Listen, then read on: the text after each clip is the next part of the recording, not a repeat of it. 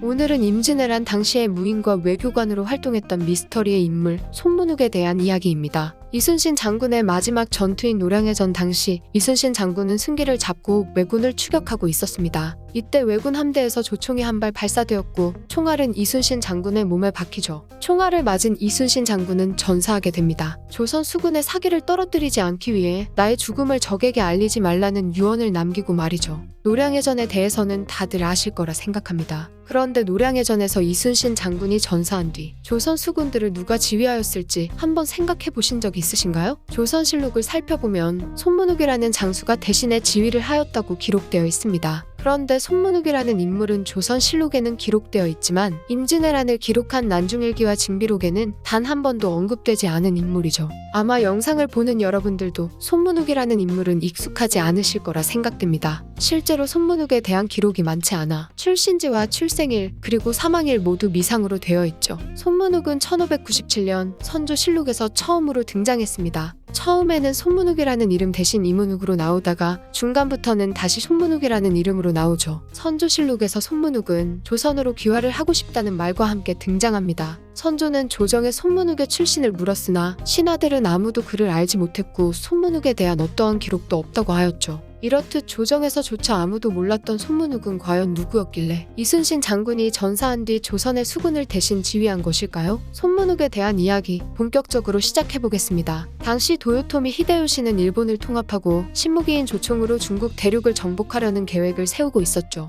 중국에 침입하기 위해서는 해상으로 가는 방법과 조선을 정복하고 육지로 가는 방법이 있었는데 도요토미 히데요시는 해상으로 가게 되면 조선이 외국을 침입할 수도 있다는 생각에 먼저 조선을 정복하고 육지를 통해 중국을 치자는 쪽으로 결정하게 됩니다. 히데요시는 중국이 목표였기 때문에 조선과의 전쟁을 빨리 끝내버리고 싶어 했죠. 그런데 생각보다 조선의 반발이 심해서 전쟁은 길어지게 되었고 히데요시는 전쟁 도중 조선의 인재들을 포로로 잡아가 능력 있는 사람들을 일본 사람으로 만들려고 했습니다. 실제로 임진왜란 때 끌려간 조선의 도공들은 일본의 도자기를 발전시켜 수출까지 했죠. 손문욱 또한 포로로 잡혀갔습니다. 끌려가서는 쓸모가 있는지 없는지 각종 시험을 보게 되었죠. 손문욱은 무술과 문학에서 뛰어난 인물이었습니다. 금방 도요토미 히데요시의 눈에 들었죠. 도요토미 히데요시는 손문욱에게 국선과 쌀 1000석을 줄 테니 자신의 양아들이 되라고 했습니다. 손문욱은 그렇게 도요토미 히데요시의 양아들이 되었죠. 그러던 중 도요토미 히데요시를 반대하는 세력들이 반란을 일으킵니다. 손문욱은 히데요시 편에서 반란군과 싸웠고 2명의 장수와 군인 100여 명을 죽이며 반란군을 진압했죠.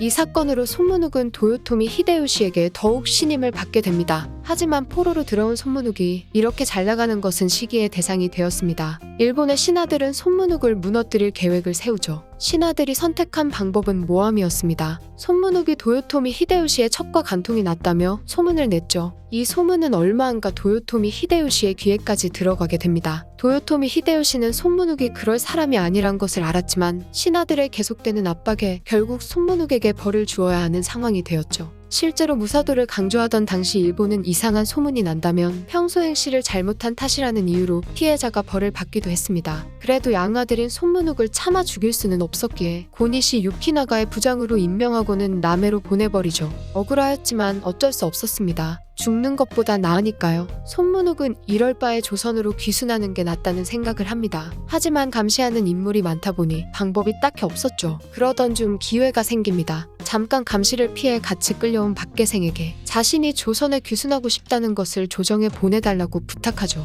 1597년 4월 박계생은 손문욱이 귀순을 하고 싶다는 것과 일본에서 했던 활동을 편지에 적어 조선에 보내는데 성공합니다. 편지를 받은 선조는 조정에서 손문욱이 귀순 이사를 밝혔다고 말하며 손문욱에 대해 아는 사람이 있냐고 물어봤습니다. 신하들은 손문욱에 대해서 아무도 모른다고 하였죠. 그리고 외국에 있었던 일을 말이 안 되는 일이라고 생각했습니다. 손문욱이 도요토미 히데요시의 양아들이 된 것과 반란군을 잡은 것은 아주 중대한 일인데 일본 기록에는 전혀 이런 이야기가 없다는 것이죠. 또한 혼자의 힘으로 2명의 장수와 100여 명의 반란군을 잡았다는 것은 누가 봐도 허풍이라고 생각했습니다. 손문욱이 진짜로 귀순하고 싶은 건지 의심을 했죠. 지금 말로 간첩일지도 모르니까요. 조정에서는 계속 논의를 하였는데 판중추부사 윤두수가 귀순을 원하는 손문욱을 데려와야 한다고 강력하게 주장하면서 결국 1597년 6월 손문욱은 귀순을 하게 됩니다. 손문욱은 일본에서 장수를 했던 경험을 토대로 일본군에 대한 정보를 조선에 전달했습니다. 특히 특히 수군에 대한 정보를 많이 전달했는데 덕분에 손문욱은 수군이 되어 이순신 장군 아래에서 장수로 활동을 하게 되죠. 손문욱은 이순신 장군 밑에서 어란포 해전과 벽파진 해전 그리고 명량해전 등 여러 해전을 함께했습니다. 저리도 해전과 외교성 전투에서는 지휘관으로 참전해 승리를 안겨주기도 했죠. 여러 해전을 승리한 경험을 바탕으로 노량해전 또한 이순신 장군과 같은 배를 탔습니다. 노량해전은 조선 쪽이 유리하게 흘러가고 있었죠. 그러던 중 왜군의 총 한 발이 이순신 장군을 명중하게 됩니다. 이순신 장군이 전사하자 손문욱은 직접 북을 치며 작전대로 수군들을 지휘하기 시작하였죠. 계속되는 치열한 전투 끝에 노량해전은 조선 수군의 승리로 끝나게 됩니다. 손문욱은 노량해전의 공로를 인정받아 종 3품 첨사에 임명되었죠. 임진왜란 직후 손문욱의 노량해전 공로에 이의를 제기한 사람도 있었습니다. 형조 정당 윤양이었죠. 윤양은 노량해전에서 이순신 장군이 왜군의 조총을 맞고 쓰러졌을 때 손문욱이 아닌 송일입 장수가 지휘를 했다고 주장했습니다. 손문욱은 일본에 붙잡혔던 포로 출신이며 우연히 한 배에 탔다가 전투가 끝난 뒤 승리가 마치 자신의 공인 것 마냥 꾸며냈다는 것이었죠. 그러나 조정은 손문욱의 공로를 인정해 주었습니다. 이때부터 손문욱은 조선에서 외교 활동을 담당했습니다. 임진왜란 이후인 1604년에는 탐적사로 임명되어 일본과 강화 회담을 했고 통교와 우호 관계를 형성하는 데 기여를 하기도 했죠. 같은 해에 승장 유정과 함께 일본에 들어가 임진왜란의 사태를 수습하는 공을 세우며 외국에 잡혀있던 조선인포로 3,000명을 이끌고 돌아오기도 했습니다. 1606년에는 서장관으로 일본에 파견되어 전란의 뒤처리를 위해 노력하였다고 기록되어 있으며 1610년에는 일본의 사신 다치바나 도모마사를 만나기 위해 박대근과 함께 파견되었다는 것을 마지막으로 손문욱에 대한 기록은 끝이 나죠.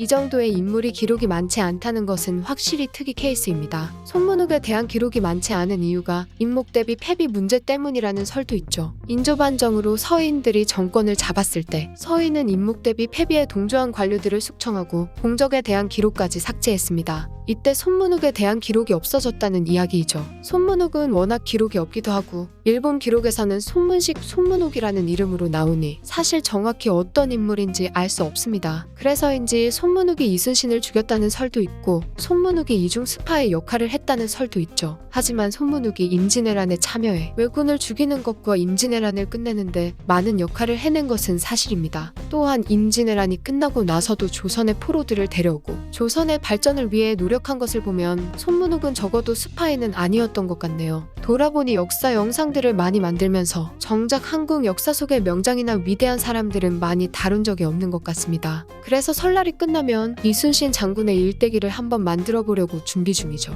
이번에는 영상 길이가 꽤 길 것 같네요. 이순신을 대신해 수군을 지휘한 손문욱에 대한 이야기. 이번 편은 여기까지입니다.